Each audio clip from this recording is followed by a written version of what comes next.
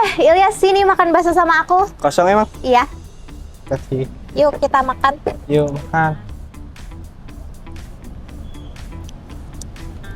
Kayak kurang garam, tambahin ah. Kok banyak banget garamnya? Ya nggak apa-apa, udah aku masuk ke asin. Gak boleh tahu kamu nambahin garam banyak-banyak. Emang iya gitu? Masa? Iya tahu. Nih dengerin penjelasannya. Saya Meli Maesari dari Teknologi Pangan Universitas Muhammadiyah Bandung, kini hadir dalam Bingkisan, Bincang Kilat Santai, dalam mengikuti kompetisi kreasi podcast yang diselenggarakan oleh Pergizi Pangan Indonesia dan Lini Sehat dalam rangka memperingati Hari Gizi Nasional. Hari Gizi Nasional itu diperingati setiap tanggal 25 Januari. Pada podcast kali ini, kami mengusung tema Pros and Cons on Food Nutrition Trends dengan subtema Perlukah Membatasi Konsumsi Garam. Kali ini saya bersama narasumber yang luar biasa hebat, yakni Ibu Ana Nadia Afinatul Fisi, STP MTP. Selamat pagi Ibu, apa kabar?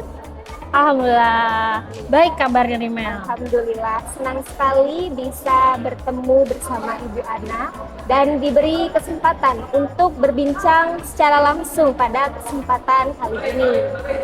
Jadi begini Bu, saat ini sedang happening mengenai isu tentang pengurangan konsumsi garam nih Bu. Bagaimana tanggapan Ibu terhadap isu tersebut?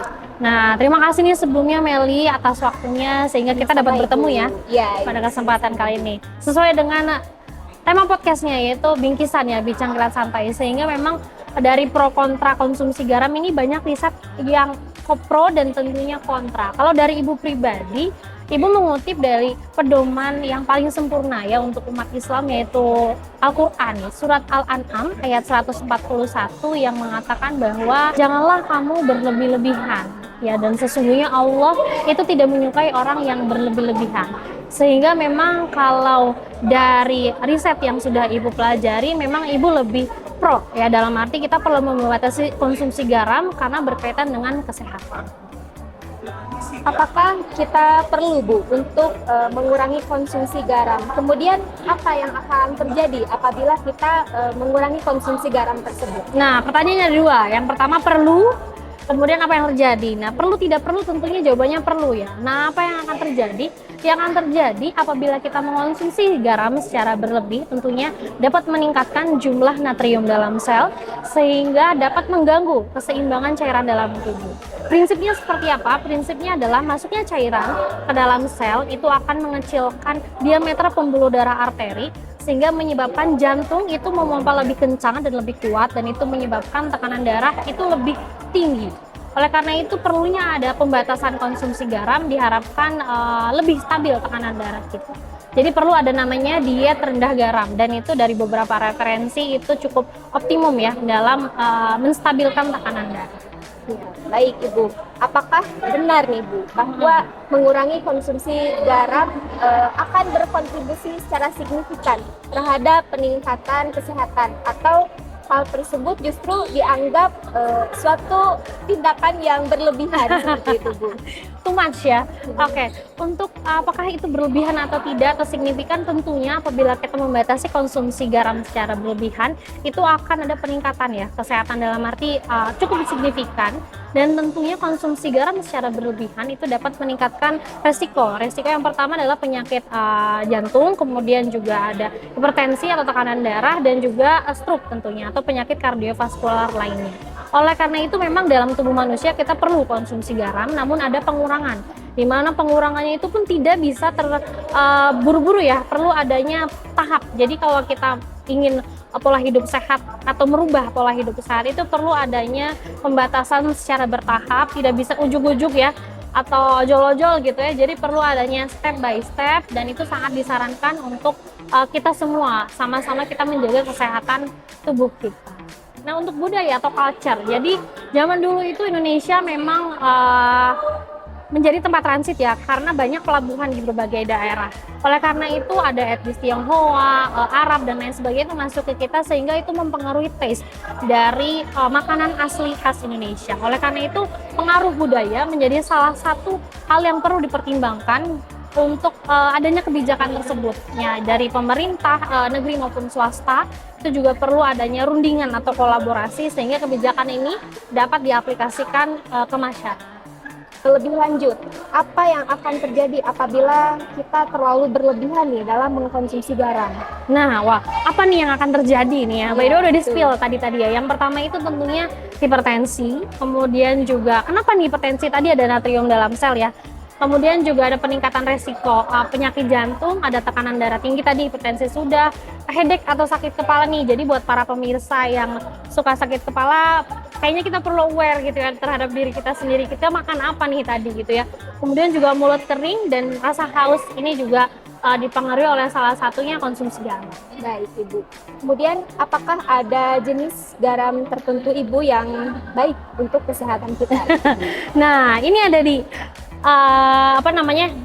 contohnya ini ada ini garam dapur ya Mel. Iya, garam dapur atau garam laut ini yang paling sering kita temui dan konsumsi juga di kehidupan kita sehari-hari. Mau nyoba?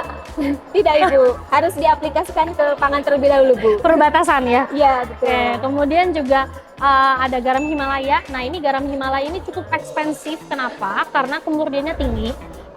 Ada kalsium, kalium, magnesium dan juga zat besi. Kemudian ada garam Koshar, dia memiliki butiran yang kasar dan cukup besar. Kemudian ada garam Celtic. Nah, ini memiliki warna yang unik dibanding yang lainnya, itu warnanya keabuan dan mengandung sedikit air, sehingga terasa sedikit lembab dibanding kadar garam-garam lainnya. Namun, walaupun berbagai jenis garam ini perlu adanya pembatasan ya dari setiap jenis garam, karena semuanya it's all about dosis. Baik Ibu, tadi Ibu sudah memaparkan mengenai pentingnya mengurangi konsumsi garam dan dampak yang akan terjadi pada kesehatan kita. Lalu bagaimana Bu, apa yang akan terjadi jika kita kekurangan dalam mengkonsumsi garam itu sendiri? Nah, kalau kekurangan itu ada namanya hiponatremia, di mana penyakit ini ditandai dengan adanya mual, muntah, lelah, dan tentunya nih mahasiswa-mahasiswa nih suka apa? Mager. Betul Ibu. Termasuk juga, saya Bu. Ini menjadi salah satu efek juga ya, jadi kita perlu aware dalam konsumsi garam. Baik Ibu. Kemudian apakah ada standar atau ketentuan tersendiri mengenai batas maksimum mengkonsumsi garam untuk setiap orang dalam sehari begitu? Nah, contohnya Meli punya makanan kemasan. Oh, iya saya punya Ibu. Nah, contohnya ini ada makanan kemasan ya. Nah, ini bisa lihat label kemasan, ini langkah yang pertama. Jadi kita perlu aware sekarang kalau beli makanan kemasan, cek dulu belakangnya itu ada natriumnya berapa. Kemudian yang kedua adalah masaklah makananmu sendiri. Jadi ketika kita masak itu tentunya kemampuan masak kita semakin good, makin expert, dan juga kita tahu kadar garamnya. Kemudian juga menggunakan flavor. Nah, jadi di teknologi pangan ini berbagai riset dahulu ya sudah diteliti, ada cabai, bawang merah, bawang putih, kayu manis, daun mint, dan lain sebagainya itu bisa menggantikan cita rasa dari garam, walaupun perlu riset lebih lanjut ya mengenai sensorinya. Kemudian juga membeli daging atau ikan segar yang sudah ada garamnya. Nah, caranya itu dengan merendam. Contohnya, Meli tahu cumi? Tahu Ibu. Nah, cumi-cumi itu kan biasanya cumi asin ya. Iya, Kita betul. perlu merendam dulu beberapa saat agar garamnya itu terangkat atau luruh di dalam air sehingga cuminya itu tidak terlalu asin. Iya, baik. Insya Allah luar biasa ya insight yang kita dapatkan dari Bu Ana pada kesempatan kali ini. Maka dapat disimpulkan bahwa mengkonsumsi garam yang berlebihan itu dapat menyebabkan dampak yang buruk bagi kesehatan. Salah satunya dapat menyebabkan hipertensi. Nah, akan tetapi jika kita kekurangan mengkonsumsi garam juga dapat menyebabkan penyakit hiponatremia.